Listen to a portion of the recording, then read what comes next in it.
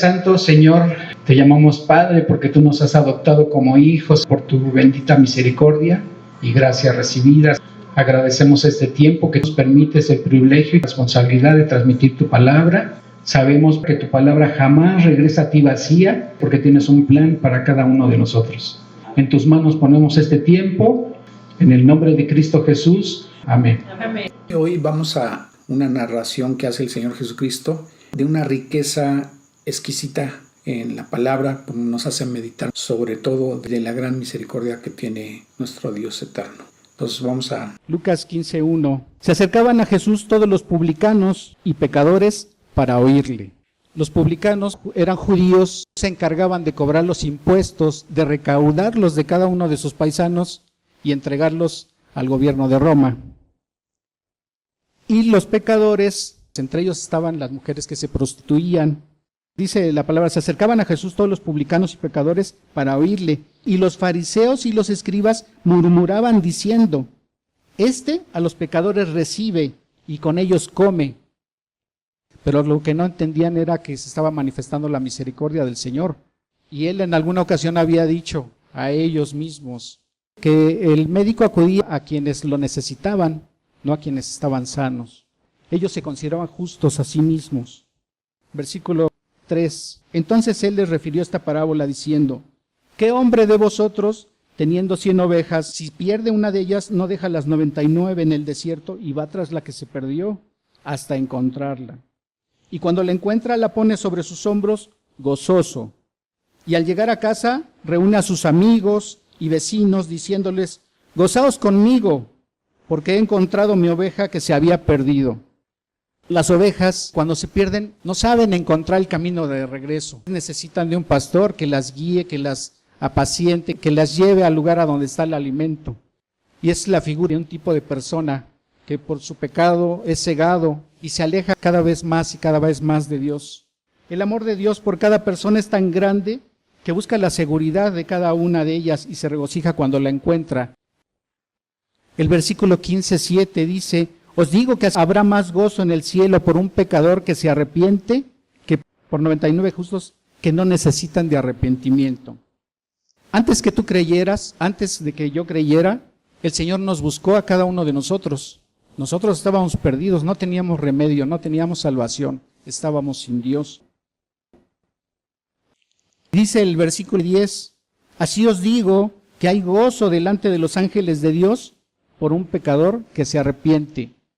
¿De quién es ese gozo? De Dios, porque Él está diciendo de sí mismo, hay gozo delante de los ángeles de Dios. El gozo lo está manifestando el Señor. Esto es para hacerles ver a los escribas y fariseos que el Señor quería que ellos tuvieran misericordia de la gente que ellos consideraban como los pecadores peores, según ellos. Ellos son los que hablaban al pueblo de Israel sobre Dios y sobre lo que estaba escrito en la ley, que hasta ese entonces era el Antiguo Testamento. Y sin embargo, ¿qué es lo que vemos al principio cuando dice la palabra en el versículo 1? Se acercaban a Jesús todos los publicanos y todos los pecadores, ¿para qué? Para oírle. Y entonces los fariseos y los escribas, que eran las personas más religiosas en ese tiempo, murmuraban diciendo, a los pecadores recibe y con ellos come. Veamos qué dice a partir del versículo 11. También dijo, un hombre tenía 2 hijos y el menor de ellos dijo a su padre, Padre, dame la parte de los bienes que me corresponde. Y les repartió los bienes. No muchos días después, juntándolo todo, el hijo menor se fue lejos a una provincia apartada y allí desperdició sus bienes viviendo perdidamente. Y cuando hubo todo malgastado, vino una gran hambre en aquella provincia y comenzó a faltarle. Y fue y se arrimó a uno de los ciudadanos de aquella tierra, el cual le envió a su hacienda para que apacentase cerdos. Y deseaba llenar su vientre de las algarrobas que comían los cerdos, pero nadie le daba. Y volviendo en sí dijo, ¿cuántos jornaleros en casa de mi padre tienen abundancia de pan y yo aquí perezco de hambre? Pero me levantaré e iré a mi padre y le diré: Padre, he pecado contra el cielo y contra ti.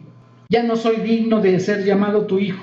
Hazme como uno de tus jornaleros. Y levantándose vino a su padre, y cuando aún estaba lejos lo vio su padre y fue movido a misericordia. Y corrió y se echó sobre su cuello y le besó. Y el hijo le dijo: Padre, he pecado contra el cielo y contra ti, y ya no soy digno de ser llamado tu hijo. Pero el padre dijo a sus siervos: Sacad el mejor vestido y vestidle, y poned un anillo en su mano y calzado en sus pies. Y traed el becerro gordo y matadlo, y comamos y hagamos fiesta. Porque mi hijo muerto era y ha revivido, se había perdido y es hallado. Y comenzaron a regocijarse. Y su hijo mayor estaba en el campo, y cuando vino y llegó cerca de la casa, oyó la música y las danzas. Y llamando a uno de los criados le preguntó qué era aquello. Él le dijo: Tu hermano ha venido, y tu padre ha hecho matar el becerro gordo por haberle recibido bueno y sano. Entonces se enojó y no quería entrar. Salió por tanto su padre y le rogaba que entrase. Mas él, respondiendo, dijo al padre: He aquí, tantos años te sirvo, y no habiéndote desobedecido jamás, y nunca me has dado ni un cabrito para gozarme con mis amigos. Pero cuando vino tu hijo, que ha consumido tus bienes con rameras, has hecho matar para él el becerro gordo. Entonces el padre le dijo: Hijo, tú siempre estás conmigo y todas mis cosas son tuyas. Mas era necesario hacer fiesta y regocijarnos, porque tu hermano era muerto y ha revivido, y se había perdido y es hallado. En este pasaje habla de un padre que tenía 2 hijos. A primera vista el enfoque es sobre un hijo rebelde. La palabra pródigo significa alguien que desperdicia su vida o algo muy estimado de una manera derrochadora y sin darle importancia. Me llama la atención aquí 2 cosas. En el versículo 12 dice la palabra: y el menor de ellos dijo a su padre: Padre, dame la parte de los bienes que me corresponde. La segunda parte del versículo dice: y les repartió bienes. ¿Qué nos dice esto? Que no solamente al hijo menor le dio su parte, sino también le repartió lo que le correspondía al hijo mayor. Pero, ¿qué tan grave pudiera ser esto? En la tradición judía, inclusive en nuestro tiempo y en nuestro medio, podemos decir que los bienes que se heredan no se heredan, sino hasta que el padre muere. Entonces lo que le estaba diciendo este muchacho menor a su padre es: quisiera que estuvieras muerto para que yo recibiera la parte que me toca. No me importas tú, quiero estar lejos de ti, quiero apartarme de ti, no me interesa tu forma de vivir, no me interesa que me guíes, no me interesa que me des consejos, no quiero que me guíes mi vida, yo quiero hacer lo que yo quiera, yo quiero ser libre, no quiero que me hostigues, no quiero que me des consejos, no quiero que me reprendas, no quiero estar cerca de ti, quiero vivir mi vida y yo hacer lo que bien me parezca con esos recursos. Me llama la atención que aunque el hijo mayor no le dijo eso a su padre, él no protestó. En ningún momento se ve la participación del hijo mayor diciéndole al hijo menor: ¿por qué le hablas así a mi padre? ¿Qué te ha hecho? ¿Qué mal nos ha hecho a los dos? Esa es una parte. Pero tampoco se ve que él le haya dado consejos a su hermano menor, que le haya dicho: oye, ¿por qué le hablas así a mi padre? ¿Por qué? ¿Quién te aconsejó eso? ¿Quién te metió esas ideas en la cabeza? ¿Con quién te estás juntando? El pasaje de Génesis, en el capítulo 4, versículo 9, Caín, después de haber matado a su hermano Abel, Dios le pregunta: ¿dónde está Abel, tu hermano? Y entonces Caín le dice al Señor: ¿acaso soy guarda de mi hermano? ¿Acaso yo tengo que cuidarlo? ¿Acaso lo ando cuidando? ¿Tengo yo esa responsabilidad? La mayoría de las veces nosotros, cuando hemos tenido varios hijos, normalmente le encargamos a los hijos mayores que cuiden de sus hermanos pequeñitos. porque sabemos que hay más cercanía, pudiera ser que entre hermanos se confiesen cosas, se pidan consejos, a veces por alguna circunstancia no tienen libertad de acercarse a los padres y decirles, aconséjame al respecto, me está pasando esto, pero aquí no se ven esas circunstancias. El versículo 13 dice, no muchos días después, juntándolo todo, el hijo menor se fue lejos a una provincia apartada y allí desperdició sus bienes viviendo perdidamente. En la antigüedad, obviamente no había bancos, no había cuentas bancarias. La riqueza estaba formada por tierras, estaba formada por ganado, estaba formada por diverso tipo de propiedades, quizá joyas. Entonces, obviamente lo que recibieron estos dos muchachos fueron riquezas físicas, y este muchacho lo que tuvo que hacer es venderlas. Obviamente vemos aquí una urgencia por irse, por apartarse de su casa, por apartarse de su padre, por apartarse de su hermano, alejarse. Entonces eso me lleva a pensar que también no le importó malbaratar esos bienes, ¿no?, a lo que realmente valían el ganado o las tierras que haya vendido para llevarse el efectivo a donde él pensaba estar. Quizá los muchachos con los que se juntaba, quizá le llegaron a decir, oye, sabemos de este lugar y la vida loca ya se vive sin freno y no vamos a estar cerca de quienes nos puedan regañar, nos puedan acusar, nos puedan reprender, nos puedan reprimir, dirían los chavos de ahora. Entonces yo creo que no se fue solo, por lo menos uno o más gentes lo acompañaron y obviamente el del dinero era él. Tuvieron que alejarse de ese medio a donde vivían, a donde podían ser reprendidos, para que nadie les dijera nada. Dice el versículo 14, y cuando todo lo hubo malgastado, vino una gran hambre en aquella provincia y comenzó a faltarle. Y fue y se arrimó a uno de los ciudadanos de aquella tierra, el cual le envió a su hacienda para que apacentase cerdos. Y deseaba llenar su vientre de las algarrobas que comían los cerdos, pero nadie le daba. Estos 3 versículos, de acuerdo al contexto de lo que están diciendo, me hace pensar que cuando se vio sin dinero, la gente con la que se había ido lo habían dejado solo. Ya no tenía recursos, ya no tenía con qué invitarles las parrandas, ya no tenía con qué pagar sus vicios, ya no tenía con qué gastar y pagar sus diversiones malsanas, al grado de acercarse a alguien para poder obtener algo para que pudiera comer. En la cultura y tradición judía, ninguno de ellos se atrevería ni siquiera a tener cerdos, y mucho menos a alimentarlos. Me llama la atención que este muchacho fue capaz de hacerlo, de pegarse a alguien, y sin protestar aceptó él ser un cuidador y ser el responsable de acercarle el alimento a los puercos. Obviamente sin experiencia, esta persona tendría que haberle enseñado, y obviamente al llevarle el alimento a los puercos, supongo que esta persona se esperaba para que él le arrojara el alimento y hasta ese momento entonces dejarlo a él ahí. Pero ¿qué sucede cuando aquí en este y deseaba llenar su vientre de las algarrobas que comían los cerdos, pero nadie le daba? Obviamente la persona que lo contrató no le pagaba, y entonces él se vio en esa penosa y urgente necesidad de meterse al corral con los puercos y pelear el alimento entre ellos. En ese momento se estaba convirtiendo en otro puerco más, en otro cerdo ahí, arrebatándose el alimento. ¿Hasta dónde había caído tan bajo? ¿Hasta dónde lo había llevado su pecado? Al grado de tocar fondo, diríamos nosotros, de tocar fondo de esa manera tan vil. Dice el versículo 17, y volviendo en sí dijo, ¿cuántos jornaleros en casa de mi padre tienen abundancia de pan? Y yo aquí perezco de hambre. Me levantaré e iré a mi padre y le diré, Padre, he pecado contra el cielo y contra ti, ya no soy digno de ser llamado tu hijo, hazme como a uno de tus jornaleros.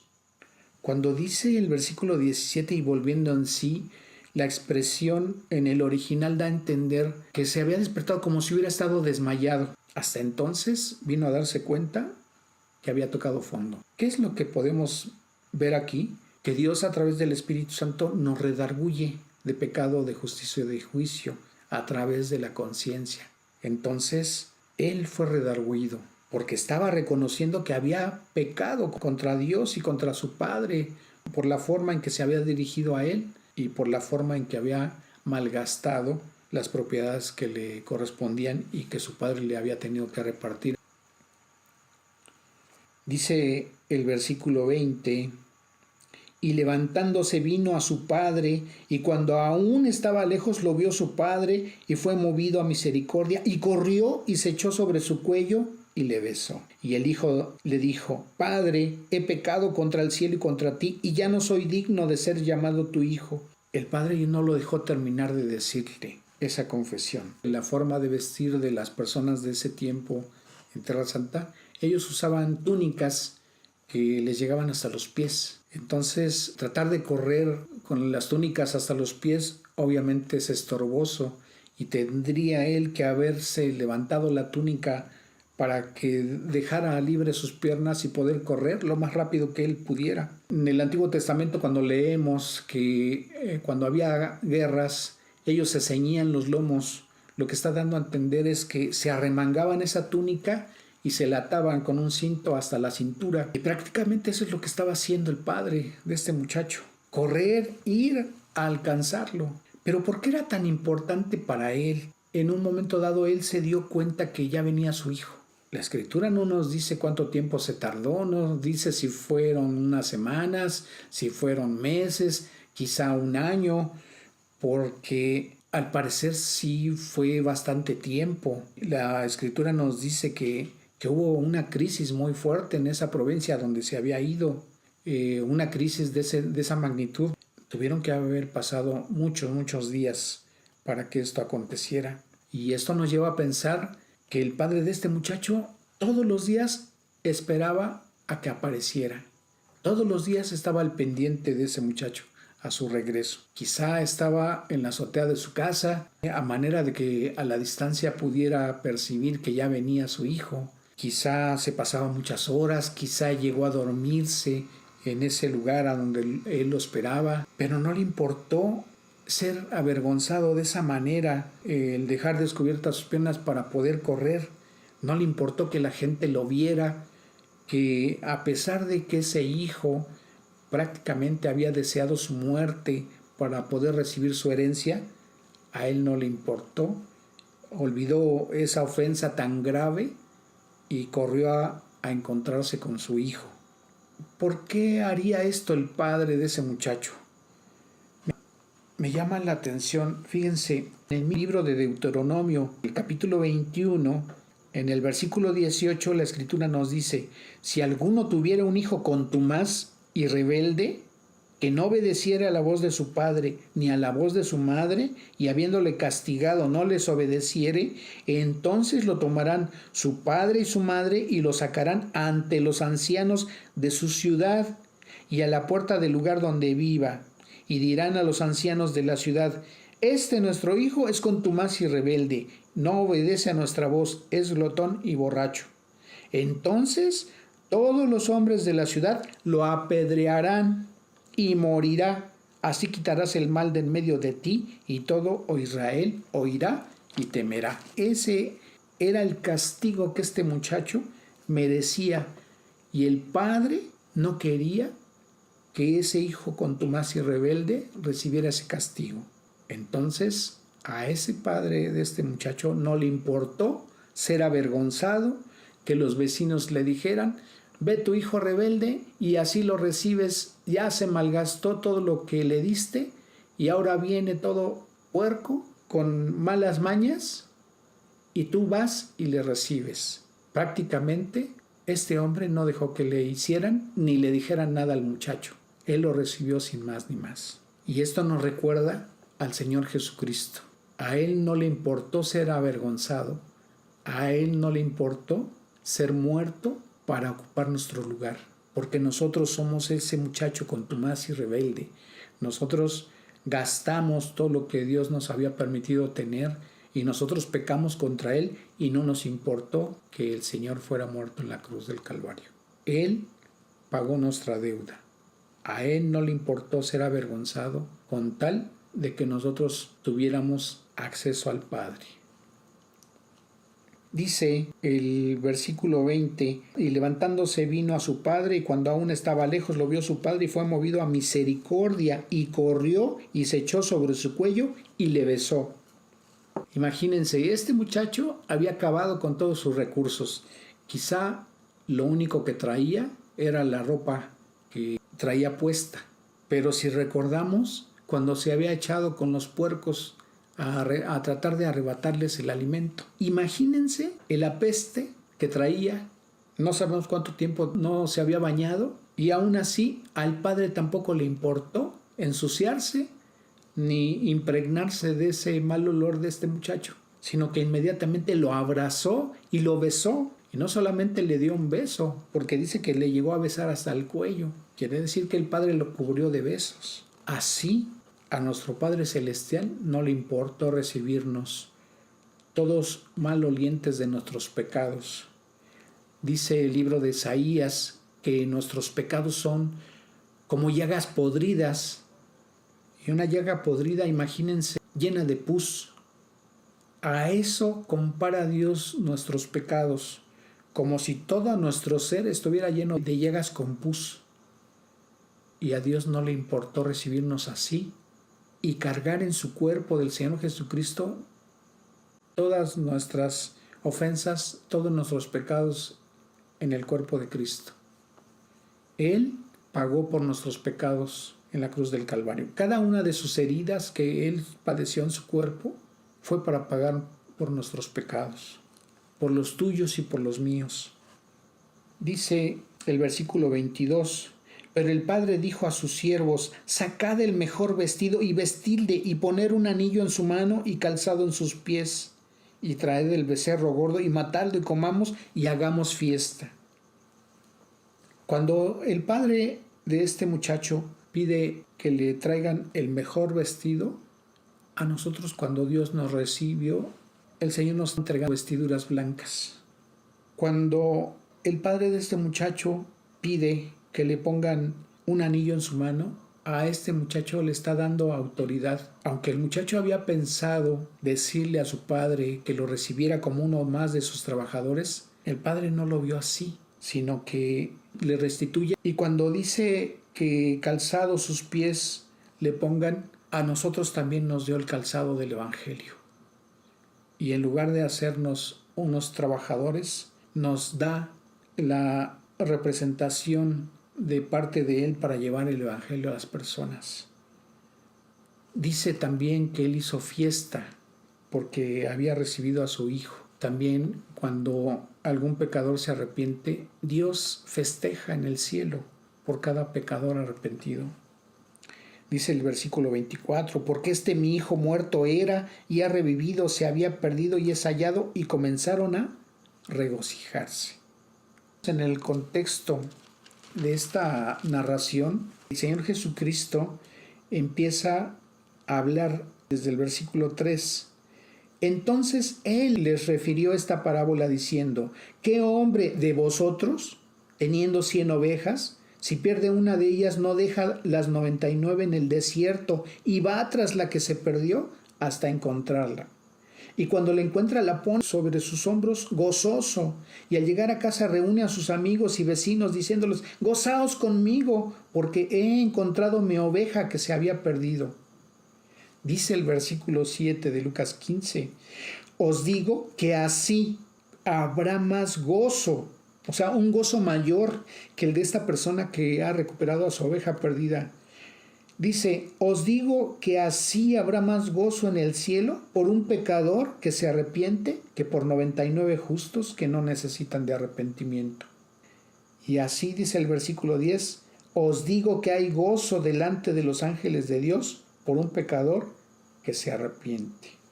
Entonces, el Señor Jesucristo en el versículo 24 de Lucas 15 nos está diciendo que si hay personas que se gozan por haber recuperado a una ovejita, dice que mucho mayor es el gozo delante de Dios, mucho mayor es el gozo en el cielo por un pecador que se arrepiente. Dice el versículo 25, y su hijo mayor estaba en el campo, y cuando vino y llegó cerca de la casa, oyó la música y las danzas, y llamando a uno de los criados le preguntó, ¿qué era aquello? Él le dijo, tu hermano ha venido, y tu padre ha hecho matar el becerro gordo por haberle recibido bueno y sano. Entonces se enojó y no quería entrar. Salió por tanto su padre y le rogaba que entrase. Mas él, respondiendo, dijo al padre, he aquí, tantos años te sirvo, y no habiéndote desobedecido jamás, nunca me has dado ni un cabrito para gozarme con mis amigos. Pero cuando vino tu hijo, que ha consumido tus bienes con rameras, has hecho matar para él el becerro gordo. Entonces él le dijo, hijo, tú siempre estás conmigo y todas mis cosas son tuyas. Mas era necesario hacer fiesta y regocijarnos, porque tu hermano era muerto y ha revivido, se había perdido y es hallado. ¿Qué es lo que nos revela esta parte del pasaje? Que ese hijo mayor ni tenía afecto por su hermano, y mucho menos respetaba, ni tenía afecto ninguno por su padre. No había estado al pendiente de lo que pensaba, de lo que hacía su hermano menor, solamente lo señalaba como el hijo desobediente, como el hijo pródigo, el hijo que derrocha, el hijo que se había gastado la parte de la herencia que su padre le había dado. Y todavía él solito se cuelga la medalla diciendo, yo siempre he estado aquí trabajando, siempre te obedezco, pero también le echa en cara. Dice, y ni siquiera me has dado un cabrito para gozarme con mis amigos. Fíjense qué tanto es el desprecio, el aborrecimiento por su hermano menor y por su padre, al grado de decir que ni siquiera de su padre había recibido un cabrito para gozarse con sus amigos, ni siquiera para gozarnos con mi hermano, contigo, para gozarnos e invitar a nuestros trabajadores. No, él estaba viendo por él veía por sus cosas, él sentía que era un muchacho cumplido, que había obedecido en ese sentido siempre a su padre y que su hermano era todo lo contrario. Pero la narración no indica qué fue lo que pasó. Normalmente en una historia nosotros esperamos un final o trágico o feliz, pero aquí la historia no termina. Quisiera pensar que hace falta un versículo 33 y ahorita les voy a explicar por qué. Fíjense, si regresamos al versículo 1 de Lucas 15, la palabra dice, se acercaban a Jesús todos los publicanos y pecadores para oírle, y los fariseos y los escribas murmuraban diciendo, a los pecadores recibe y con ellos come. Así se estaban refiriendo al Señor Jesucristo. Ellos consideraban a los publicanos de los más viles pecadores y asimismo se referían a las prostitutas como las personas más viles y más pecadoras que pudiera haber en medio de esa gente. Entonces, ¿qué es lo que les está mostrando el Señor Jesucristo a través de esa narración de este hombre con sus dos hijos? Que hay dos tipos de pecadores. Uno, representado por el muchacho menor, el rebelde y contumaz, que abiertamente es pecador. No le importa lo que la gente piense, no le importa lo que la gente diga, no le importa desobedecer abiertamente al Padre. Y el otro pecador que piensa lo mismo, pero no lo externa, pero lo siente en su corazón y lo trae en los pensamientos. Uno, el muchacho rebelde, está representando a esos publicanos, a esas prostitutas, a los que los fariseos lo señalan, diciendo, esos son los pecadores más viles que podemos tener entre nosotros, y a los cuales no somos capaces de acercarnos, y no merecen que Dios los reciba. Pero, sin embargo, el Señor les está mostrando que ese muchacho, que aparentemente era obediente, que aparentemente siempre estaba al lado de su padre, simbolizaba a esos pecadores hipócritas y que directamente señalaba a los escribas y a los fariseos. Entonces, ¿cuál sería el final según el versículo 33? El 33 me recuerda la edad que tenía el Señor Jesucristo, porque a los 33 años Él fue crucificado en la cruz del Calvario. ¿Qué pasó entonces en ese versículo 33? Que este muchacho se rehusó a entrar a la casa para festejar junto a su padre el regreso de su hermano, porque ni tenía afecto por su hermano y mucho menos por su padre. Entonces, él se negó a ir a ese festejo, pero no se quedó ahí su enojo, sino que él mató a su padre. Él mató a su padre. ¿Qué es lo que nos hace pensar esto? Fíjense, en el mismo Evangelio de Juan, en el capítulo 8, a partir del versículo 31, dijo entonces Jesús a los judíos que habían creído en él: si vosotros permanecereis en mi palabra, seréis verdaderamente mis discípulos y conoceréis la verdad, y la verdad os hará libres. Le respondieron: linaje de Abraham somos y jamás hemos sido esclavos de nadie. ¿Cómo dices tú, seréis libres? Jesús les respondió: de cierto os digo que todo aquel que hace pecado, esclavo es del pecado. Versículo 37. Sé que sois descendientes de Abraham, pero procuráis matarme, porque mi palabra no haya cabida en vosotros. Versículo 42. Jesús entonces les dijo: si vuestro Padre fuese Dios, ciertamente me amaríais, porque yo de Dios he salido y he venido, pues no he venido de mí mismo, sino que Él me envió.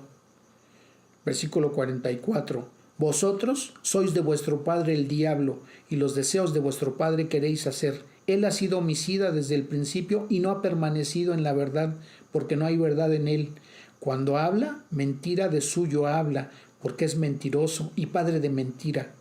Y a mí, porque digo la verdad, no me creéis. ¿Quién de vosotros me redarguye de pecado? Pues si digo la verdad, ¿por qué vosotros no me creéis? El que es de Dios, las palabras de Dios oye. Por esto no las oís vosotros, porque no sois de Dios. Entonces, piense, versículo 37. Sé que sois descendientes de Abraham, pero procuráis matarme. Cada vez que el Señor Jesucristo les redarguía con lo que Él exponía en su palabra, los escribas y los fariseos tenían en su corazón matarlo. Ellos fueron los que lo entregaron para que fuera crucificado. Ellos quisieron apedrearlo, en una ocasión quisieron arrojarlo a un precipicio, pero Dios no lo permitió. ¿Por qué? Porque dice la Escritura que de la manera en que estaba establecido en la propia Escritura, que se tenía que cumplir su palabra. El Señor Jesucristo tenía que ser crucificado. Y eso lo habla la profecía que está escrita en el libro de Isaías. Fue escrito 700 años antes de Cristo. Esa profecía tiene aproximadamente 2700 años. Y hace 2000 años el Señor Jesucristo fue crucificado. Si hoy Dios ha hablado tu vida, porque quizá te identificas con ese muchacho, quizá te identificas con ese muchacho rebelde y contumaz, quizá te identificas con ese muchacho que tocó fondo, quizá estuviste o has estado o aún estás en medio de vicios, en medio de una vida perdida, una vida que no hallas la puerta, no hallas la salida. Quizá Dios ha hablado hoy a tu vida y quieres salir de ese medio y no hayas cómo hacerlo. Quizá tú has ofendido a tu padre, quizá tuviste un problema muy fuerte con tu padre, no le pediste perdón, no te has reconciliado con él. Quizá hay una pena en ti porque tu padre ya no está y no tuviste o no te diste la oportunidad de pedirle perdón. Quizá hoy ha hablado Dios a tu vida y Dios te está dando la oportunidad de redención hoy. La palabra dice que hoy es el día de salvación y la misma palabra dice que cuando oigas hoy su voz, no endurezcas tu corazón. Dios te está extendiendo la mano y te quiere recibir y Él ha corrido hoy a recibirte.